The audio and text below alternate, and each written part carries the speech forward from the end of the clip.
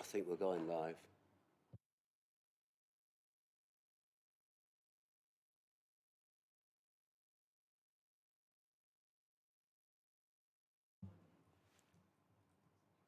Evening, everybody. Evening, members. Evening, officers. Evening, people watching online. The first item on the agenda is apologies for absence. I will do my best. I have apologies for absence from Councillor Dugan. Have we heard anything else? Thank you, Chairman. Councillor Wheeler will be joining the meeting virtually. Thank you. Next item is minutes from the meeting of the 16th of February. Are we agreed that I can sign these minutes? Thank you.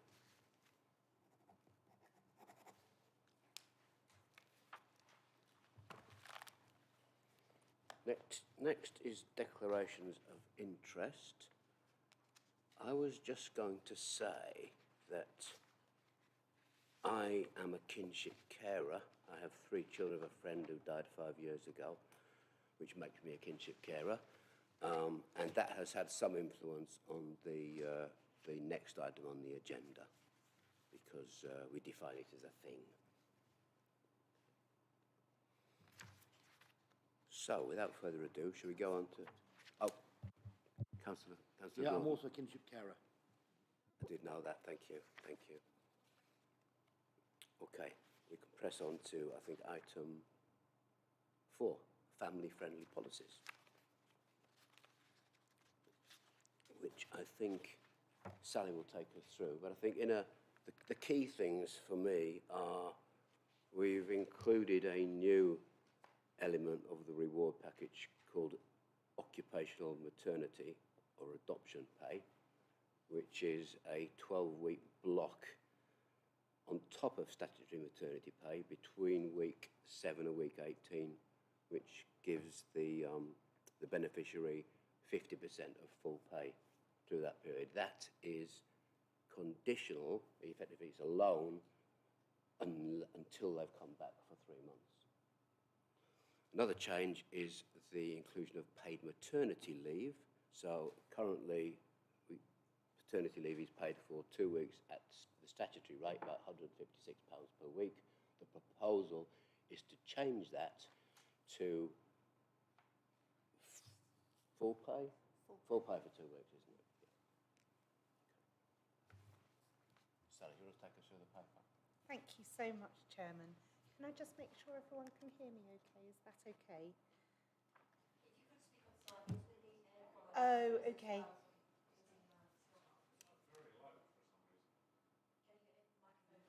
Oh, there's a volume knob, isn't there? How's that? Does that sound a bit better? Lovely. Okay, super. So, yes, family-friendly policies cover the policies that we pay to parents when they become parents.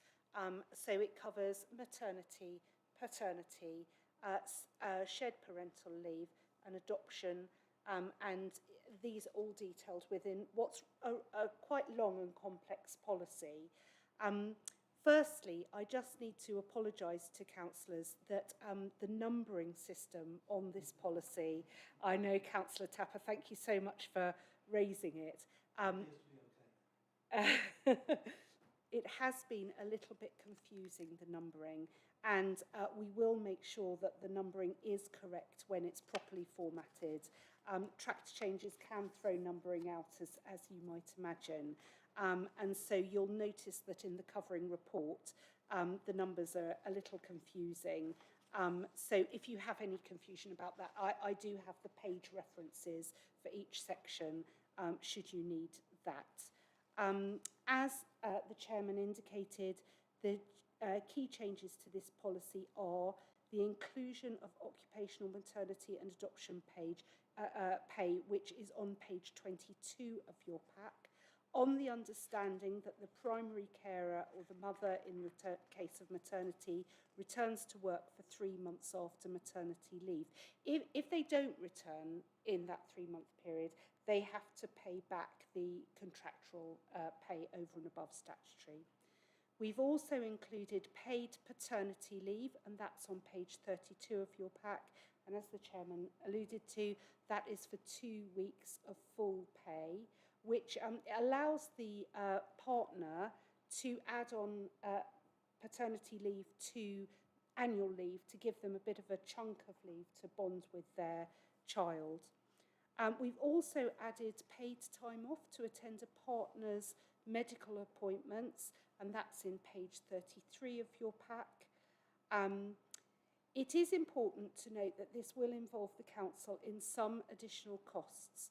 We've estimated this to be approximately £12,000 per annum for maternity or adoption leave. Obviously, this very much depends on the number of mothers or primary carers taking that leave, and £2,500 a year approximately for paternity. Again, that's very much depending on how many fathers take the leave during any 1 year, so it can fluctuate, but it does bring us.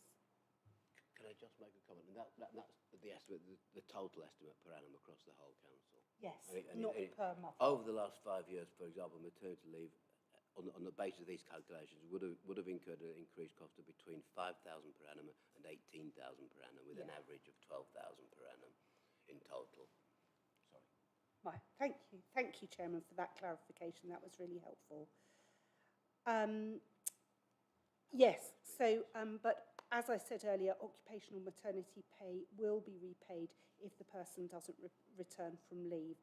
This does bring us in line with other councils in our area and helps us retain our valuable staff, helping our equalities and retention ambitions.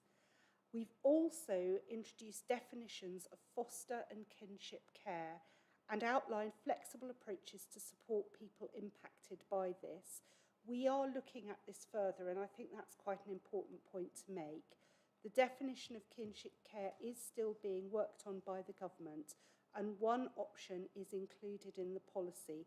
However, we understand that there is a new working definition and we suggest that this is updated to reflect that current working definition, and that is kinship care, a broad term which refers to any situation in which a child is being cared for by a friend or family member who is not their parent for a significant amount of time. The arrangement may be temporary or longer term, and I understand that that new definition has very recently been published, and so one of the things that we're suggesting is that definition is now inserted into this policy. So I think that brings to the end the summary of this, as I say, quite complex policy for your consideration and discussion and any questions. Thank you. Tapper. Thank you, Chair. Yes, I'd just like to draw your attention to page 89 of the document, under sickness during the working day. If you would consider it, I would like to see an addition of wording in let's just see, it's the first section before the bullet points, where it ends in the sentence. I think that's the next policy. Must. I think that's the next item on the agenda. Oh, right. Oh, okay. Fair enough. Councillor Galliford. Thank you. Just a couple of points that I didn't think of at joint staff. I believe it's the law that if one parent takes maternity, then the other parent cannot take paternity at the same time, regardless of whether they're employed in the same place or in different places. That's my first question. I believe that's shared parental leave as opposed to paternity. So you can have paternity and maternity by both parents in the same place at the same time. But what you can't do is have maternity and shared parental leave happening at the same time. Okay, thank you for that. And then my second question, we're saying that if somebody takes maternity leave with this extra payment, that's fine if they come back. If they don't come back, they've got to pay the money back. But what happens if they sort of fall into financial difficulties during that time that they're off? Is there some sort of graded payback scheme and so on? That's a really good point, Councillor Galliford. One of the things to think about is that the parent also accrues annual leave during the period that they're off. So the practical application of this is often that they can offset one against the other. One of the reasons we set it at 3 months is so that we didn't impose. There are councils that say 6 months. One of the reasons we set it at 3 months is so if a mother really doesn't want to come back to work but can't afford to pay us back, they can offset it with their annual leave, and we have done that in the past. And we're pretty confident that that would cover it then. Sorry. I'd be interested to see the calculations. It won't always exactly work out. If someone was in really bad financial difficulties, we wouldn't insist on it being paid back as a lump sum. We always agree payment plans for this sort of thing. So we would obviously be reasonable about it, but they would need to pay it back, not necessarily all in one lump sum. Is it possible then to have something in the policy to cover that? Because if we don't have it in the policy, then whilst I trust you implicitly, well, I'm taking your word for it that that is what happens. I don't see any reason why we couldn't put a line in the policy to say we will consider a payment plan if in the event of need. I just wonder, Councillor Gordon's got something to say, but I just wonder if it would be appropriate to put it in the terms and conditions, for example, if that scenario might apply in other circumstances. Just a thought. We can certainly. Councillor Gordon. Just saying, as a kinship carer, I think it's great we're including this in the policy, so I fully support it. I think it's great. So I'm really well done. Excellent work. Thank you. Do you want to mention that point when we come to terms and conditions that we might want to put that we'll always consider a payment plan should you need it? Let's do that. So the suggestion, members, is that we get your views now whether we're happy to sign this off, notwithstanding the fact that we would like to suggest that in the terms of, when we review the terms and conditions, we talk about inserting a clause for the scenario where an employee falls on hardship and is unable to pay a debt that they owe to the council. I think so. Councillor McClafferty. I was just going to say that I think if we just have that general sentence in the terms and conditions, obviously we can get to the detail. It would cover all policies, so we wouldn't need to put it in individual policies. We could just have a... Sorry.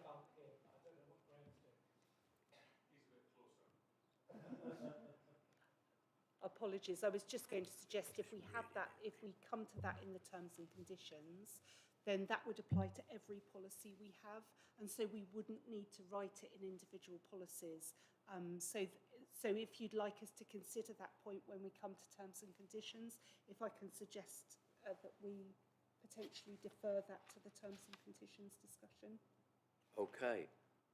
Notwithstanding that, are we happy to agree to adopt this policy? Oh, Councillor McClafferty, and then Councillor Gordon. Sorry. Sorry, thanks, Chairman. Just a couple of things. Did we say that full pay for sick pay was now 2 weeks rather than, I know we were talking about kinship, paternity, maternity, etc., but was there a point you made at the start about we're increasing sick pay from 3? That's the next policy. That's the next one, is it? Sorry, okay, I thought you said that was in your intro. Are these changes being requested by staff, or are we, as the managers, putting this stuff forward?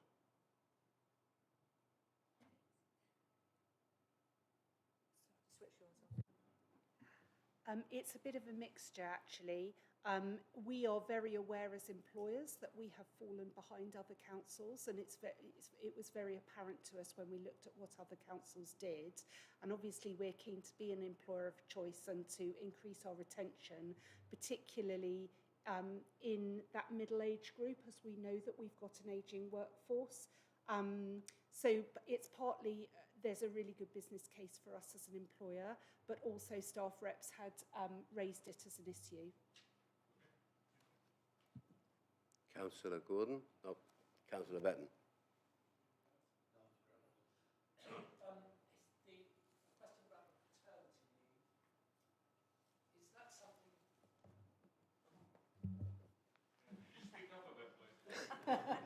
Can you hear me now?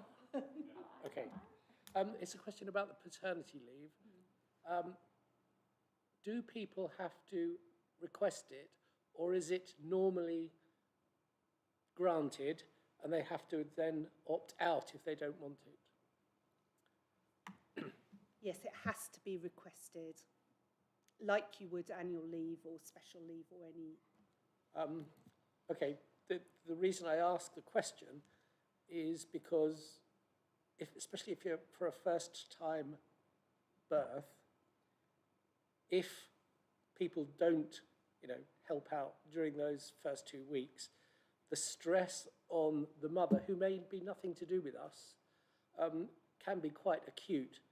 And I think those 2 weeks, giving naturally support, will be of great benefit, especially in terms of relating to postnatal depression. In my company, I'd have to declare an interest. If someone's wife has a baby, they are off for 2 weeks, whether they like it or not. Yeah, well, you have to get up in the middle of the night and change nappies. But no, that's something that have we thought about or would consider. I think it's a really interesting point to consider any sort of compulsory leave. It would be a very different approach, I think, than I've ever come across in the public sector. We normally allow people to make their own decisions about whether they do or don't apply for leave, regardless of what that leave is, whether it's compassionate leave or paternity leave, even maternity leave, where you feel it's pretty inevitable, although there's a statutory period of 2 weeks after the birth. You don't have to take any more than that. So I think a compulsory leave would be a very interesting prospect, and one I'd need to think very carefully about. I do appreciate the difference. Perhaps compulsory was not the correct word. It is expected that they will not come in. And they know that it's expected that they won't come in. Go home and sort your family out, before you come back. And if you have to go through your manager to get these 2 weeks, not everyone would have the same sympathetic view, perhaps. What does the approval process look like? Comments from Councillor Gordon and Councillor Hawkins, and then you can respond. Can I go first? Because he said loads of things, so thank you very much. That's very kind of him. I think it's unbelievable to say to people, you shouldn't be in. I mean, what kind of a world are we getting in? No, you should be supporting your wife or your partner or the carer. I don't think we can go around saying that. It's up. Everyone has the right to ask or to stand up for themselves for what they believe. We can't start saying to people, you will do this. I mean, what kind of a state are we getting into? Thank you. So my point was, to Councillor Betton's point, a lot of people turn down paternity leave because it's only part pay. Now we're offering full pay for 2 weeks. There's no reason for people not to take it. So I think what we're doing is very progressive and it's the right thing to do. So people wouldn't have a reason to say, unless they want to avoid the baby and get out to escape the noise and the sleep and things, I fully understand. But now there's more reason now. We're actually saying to people, we are paying you full pay. So a lot of people turn it down because of financial stress, but now we're dealing with that one, all for it.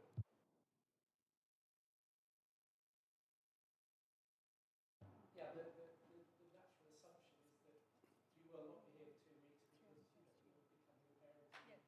Your life has changed. Thank you for those comments. Are you able to comment on what the process will look like? Vis-à-vis Councillor Betton's concern that some managers might be less sympathetic to such a request than others. So the process of requesting the leave, sorry, Sorry, Lead. The process of requesting the leave is that we have a system called iTrent, and like all leave, you just ask for it on iTrent, and a workflow goes to your line manager, who then authorises it. As far as I'm aware, paternity leave has never not been, there's never been a problem authorising leave. But were there to be, then I would expect that person then to come and see HR and to talk to them about it. One of the things that Julie's just pointed out to me that I think is a point councillors will be interested in is you don't actually have to take your 2 weeks paternity leave immediately after the birth.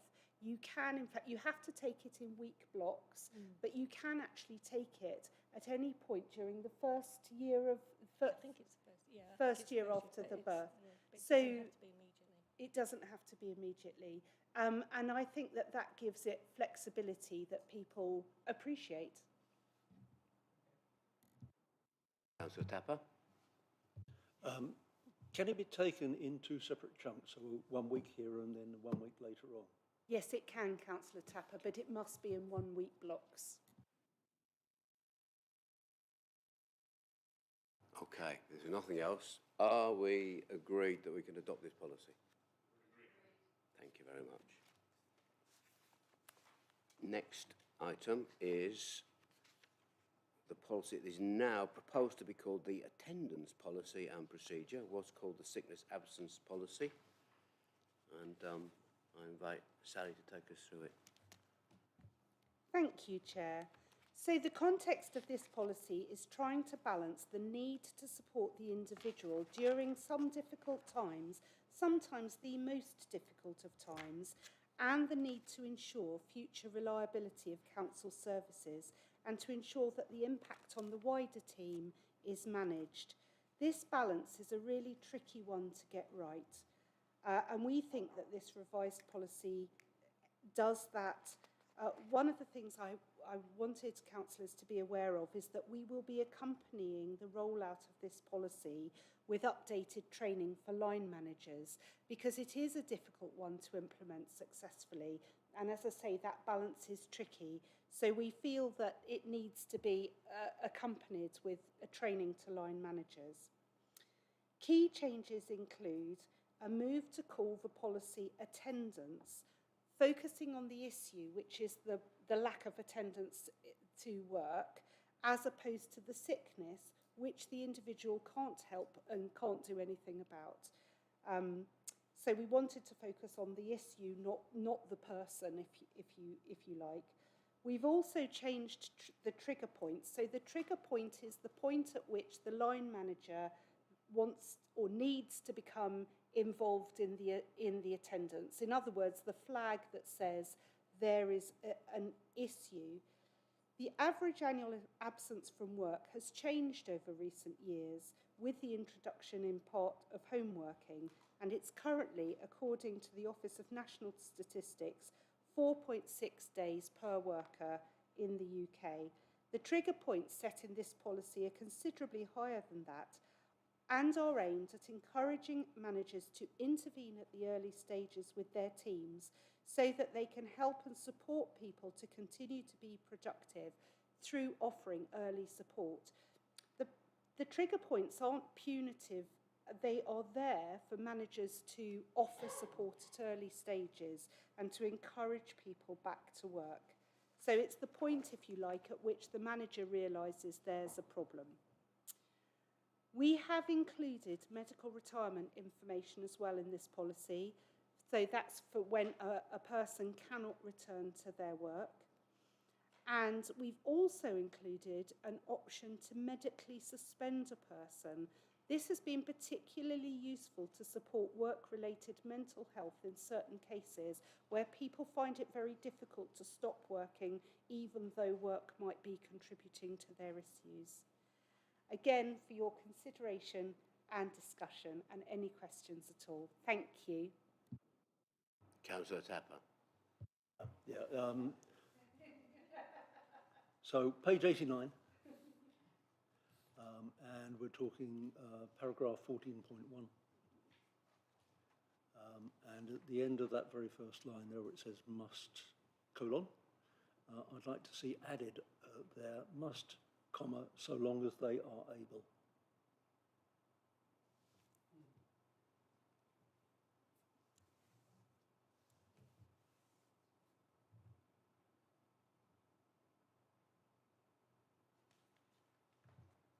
So must if they are able.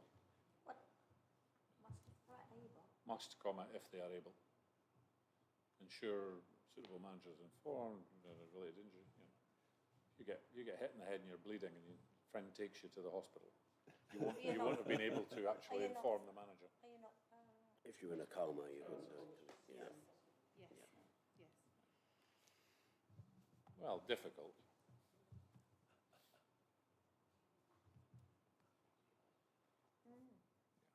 Yes, Councillor Tapper, I absolutely agree with that, and we can add that in. One other point, Please do. page 91.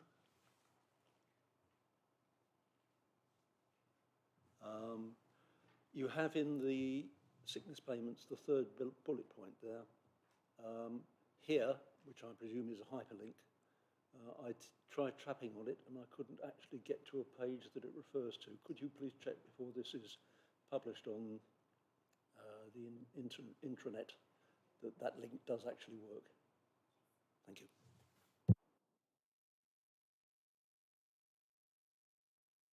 Councillor Galliford. Sorry, just a brief point. Under 731, you've got all employees have a responsibility to comply with the sickness absence policy and procedure. Presumably that also needs to be changed to absence policy to ensure that it's the same the whole way through. Thank you.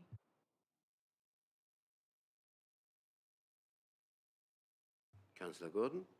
Just a general question on section 9.1 on page 76 about mental health first aiders. How many have you got, please?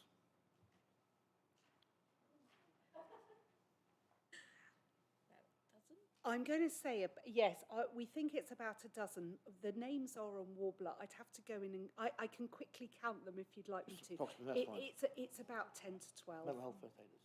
How many have you got? That's fine. That's great, thank you.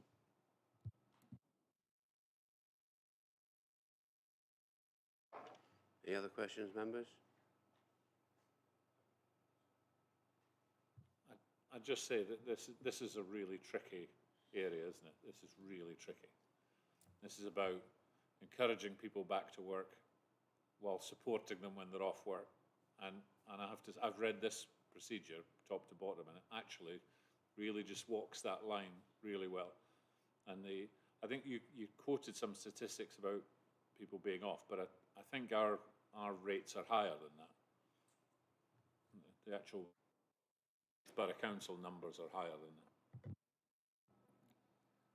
I can check this for you, Councillor McClafferty, but our rates are lower than I think any other council in the area.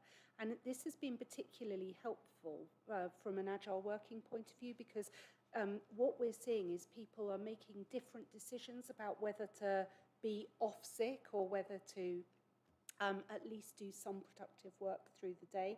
And you know yourself that when you're making a decision what to do in a day, you know, if you're not going to travel and that sort of thing, it makes it easier for you to do your normal activities.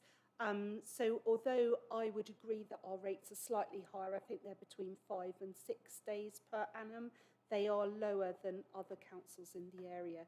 And our sickness, these changes haven't been made because we think there's any problems with our sickness, but just because we want managers to intervene a little bit earlier and to just keep people productive. Thank you. No, I think it's a really good policy. Really good. I think it's also worth noting that in the Joint Staff Consultative Group, I think other members would agree, there was no sentiment that suggested that the balance was out of, was you know, you hadn't struck the right line in terms of maintaining that balance. Okay, so if there's nothing else, are we happy to adopt this, agree to adopt this policy? Great, thank you. Next item, which is number 6 is staff terms and conditions. When we reviewed this at the Joint Staff Consultative Group, there was quite a long discussion about second jobs, really driven by the members, wasn't it? Who felt that what was being suggested was perhaps a little bit draconian. So I wanted to make that point. The other thing you've done is you've, and the language has been modified according to that, following that debate. There was some discussion, no, rather, the Christmas holiday changes have been embodied, and there's some changes around accumulated leave, isn't there, out there, which I'm sure Sally will elaborate on better than I can. Thank you, Chairman. So yes, it's really important that we get these terms and conditions absolutely right. This is what we offer every member of staff. They are contractual, so we review them regularly. And as Chair alluded to, the key changes include that we've included hybrid working, we've improved restrictions in other employment, although, as the Chairman said, that was a very interesting debate in the Joint Staff Consultative Group, and be very interested to know your thoughts on that. We've included Christmas holiday. We've got the ability to bank leave now for extended holiday. We're asking people now to take any outstanding annual leave during their notice period, and that the reason for that is because we don't want to have to pay big chunks of leave at the end of the notice period. We've included one professional subscription linked to your work, and also improved the requirement to hand over when you are leaving employment. We've had a brief discussion earlier in this meeting about potentially adding on the point that we made in the family-friendly policy, which was to introduce a staggered payback scheme for any staff that were in debt to the council and were experiencing difficulties in paying back. I'm happy to, I don't believe that that is such a major change. It would need to be remitted back to joint staff. So I would suggest that we come up with the relevant wording, and as long as you're happy to leave that sort of operational draft of that wording to us, I'm happy to include that. Maybe some discussion here.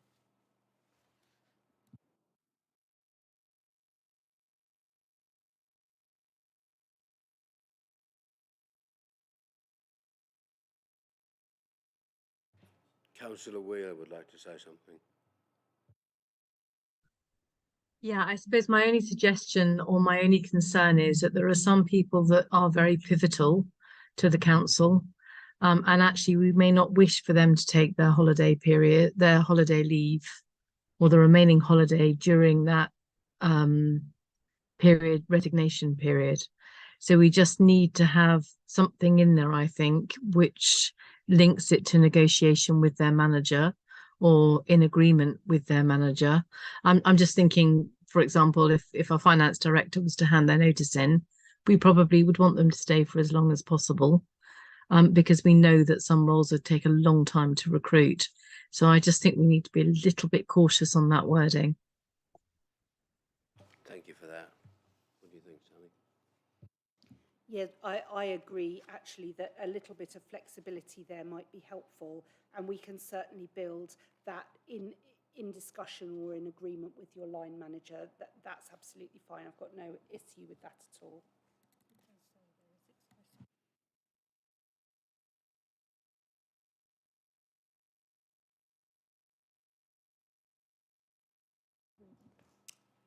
Yes, so Julie's just pointed out to me that there is some flexibility already built in. So it says that unless there is express agreement from the Strategic Director, Head of Service and Section 151 officer to be paid the outstanding leave. Councillor Wheeler, is that sufficient flexibility, or are you suggesting a bit No, more? I don't think it is. I think that says that the expectation is that they will definitely take their holiday.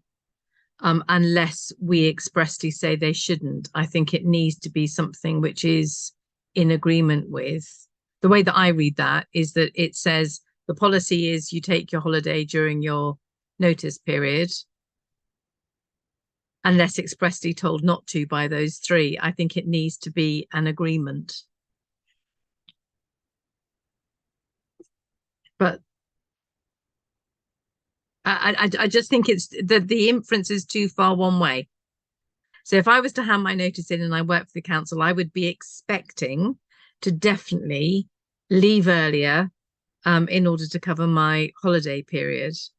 If I was then not permitted to do so, the way in which that is worded, I would probably feel that the council was being unreasonable. So I think the question is, would it be appropriate for senior roles to have some sort of restriction on how much holiday they could take in lieu of notice, should they resign?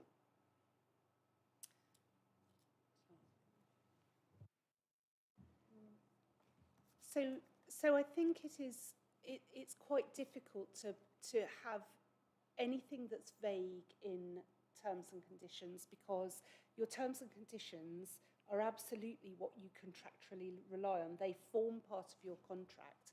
So it feels to me, there always is flex in reality, but it feels to me that it's very difficult to build more flexibility than that in the terms and conditions. Well, let's take the flexibility out then and say that the manager, your manager, has the authority to decide whether you're going to take your holiday period during your notice or not. Give that authority to their manager, and then you're saying 99 times out of 100 the manager will go towards, yes, you will take your outstanding holiday against your notice and you can go early and good luck. And for those managers who said, I think you said the finance director, his boss would say, no, you know, we'll pay you for all your accumulated holiday, but I need you to work your full notice period so that we're in good shape for handing over. So give the authority to the line manager to decide, okay? And then there's no ambiguity, is there? But Councillor Wheeler makes the right point that there are some that you wouldn't want to, and I think she's right, you'd be unfair if you just suddenly changed your terms and conditions. I absolutely agree. That's a very good suggestion. Councillor Wheeler,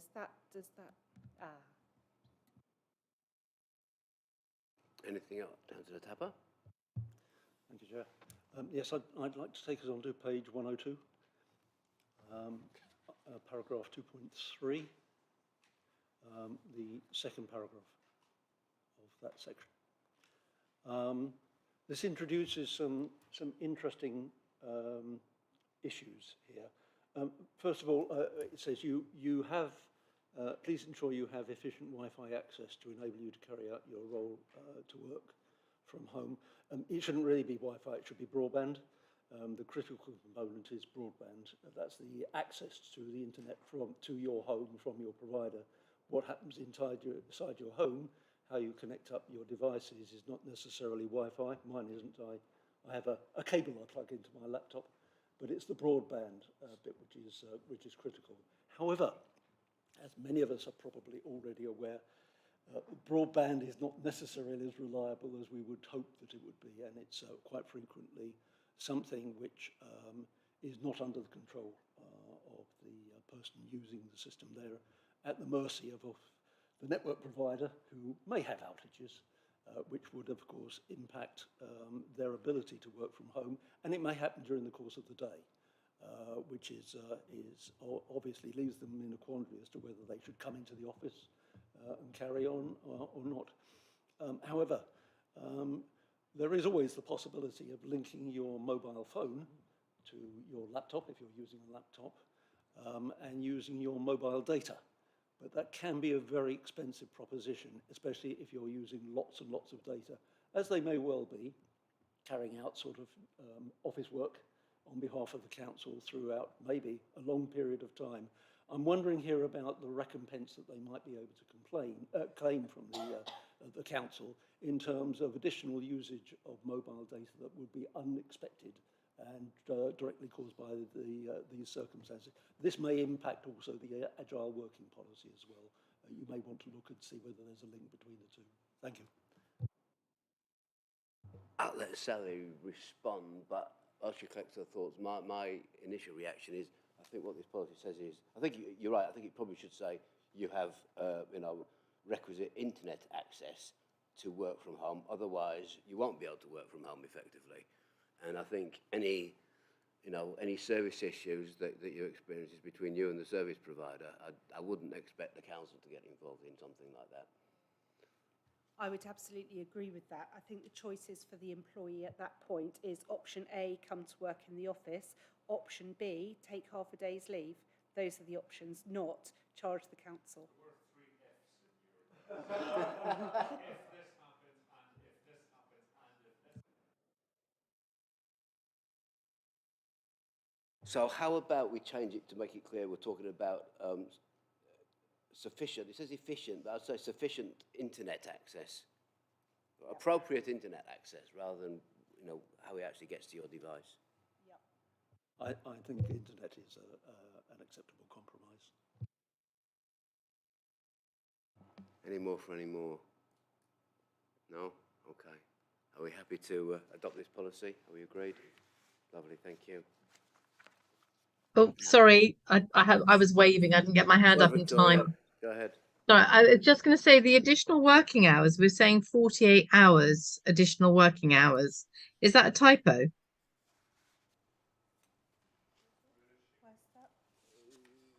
I've lost it. Hang on. Is it 2.7?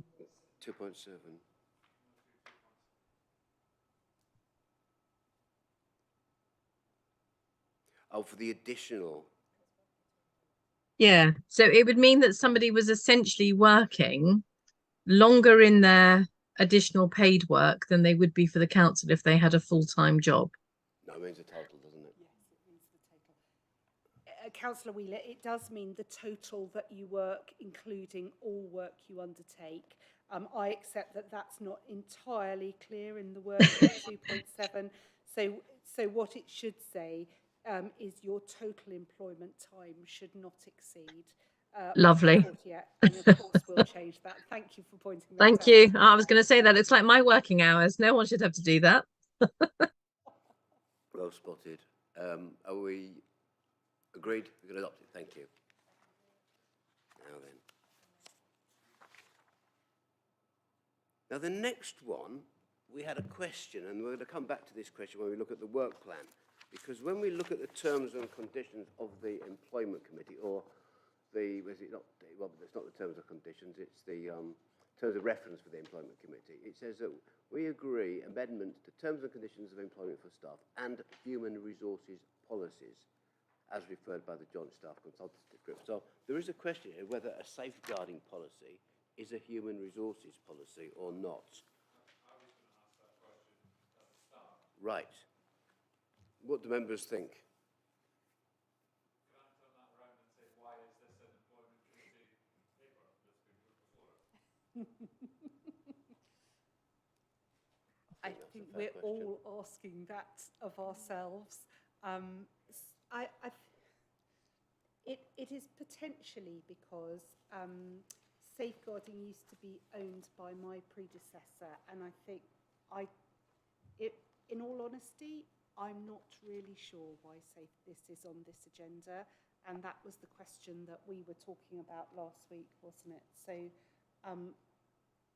it doesn't feel like a human resources policy to me. Councillor Wheeler and Councillor Tapper and Councillor Galliford. Councillor Wheeler first. Okay. I suppose really it's just whether or not we say to our staff that as part of their role, they have a duty for safeguarding. And maybe it's the safeguarding that relates to our own staff and the policy that we have that relates to safeguarding for our own staff rather than a wider safeguarding policy. So in other words, if I was coming in sort of battered on a regular basis. We presumably have an HR policy that relates to safeguarding for our own staff and guidance around how we should deal with that. Does that make sense? So the way I read this policy, this policy is about the safeguard obligations of the Borough Council, which would also apply to employees of the Borough Council if they live in the Borough Council.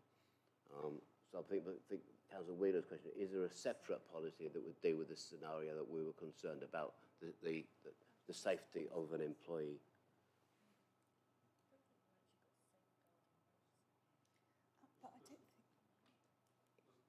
Sorry, can we put our mics on, please? It's really difficult to hear. Sorry, thank you, Councillor Wheeler.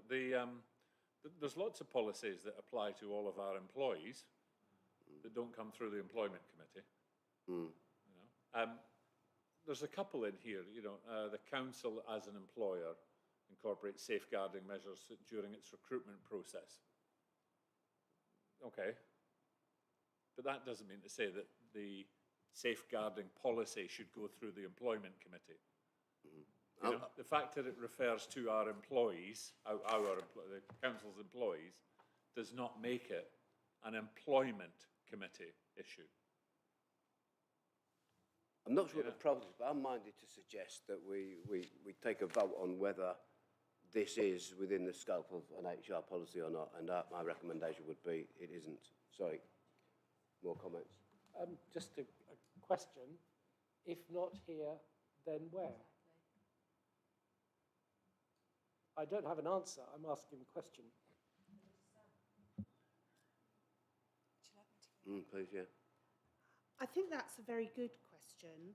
But as Councillor McClafferty suggested, there are lots and lots of policies that don't come to this committee. They go to all sorts of other governance groups, and there are a huge range of governance groups across the council.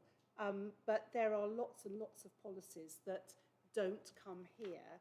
This policy, this committee, the terms of reference are specifically HR-owned policies, and this is not an HR-owned policy. It is not a policy fundamentally about the nature of the employment contract.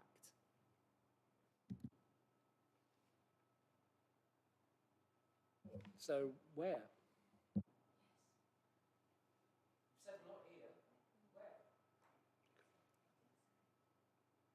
Yeah, there are policies that are appropriate to go through the governance working group. There are policies that are appropriate to go through the executive, but the vast majority of policies actually are handled by the senior management team. They're the ones that decide what the policies should be, because where we are is about direction, and where the officers are is about operational level. And lots of policies like this one is at an operational level. I would suggest, rather than, if I may, Chair, rather than the committee decide whether this is an HR or not, I think what should happen is we should just postpone the discussion on this. I think there needs to be some discussions at the senior management level where, to answer that very question, how does this happen, etc. And I think you bring it back to the next employment committee, which won't have some of us on here, but I think, you know, if it's appropriate and you think it's an employment one, then fine. If not, you should answer the question, where does that policy get reviewed? But I'm struggling to see how this is it's an important policy, but I'm not sure it's relevant to this committee. Yeah, that sounds like a sensible way forward. Has everyone agreed? Thank you. Rachel, you've got that, haven't you? Thank you. The next and final item on the agenda, I believe, is looking at the work plan. And the same question potentially comes up. In that, we have some policies which are regarding information governance and information security in the work plan currently for July. Can I suggest that we agree that Sally will review whether these are HR policies, whether they should come back to, should be within this work plan or not?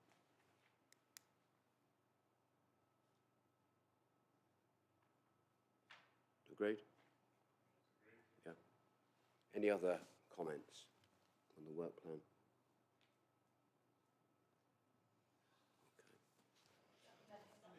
I think that means then, members and officers, that the meeting is completed and we can close it. Thank you very much.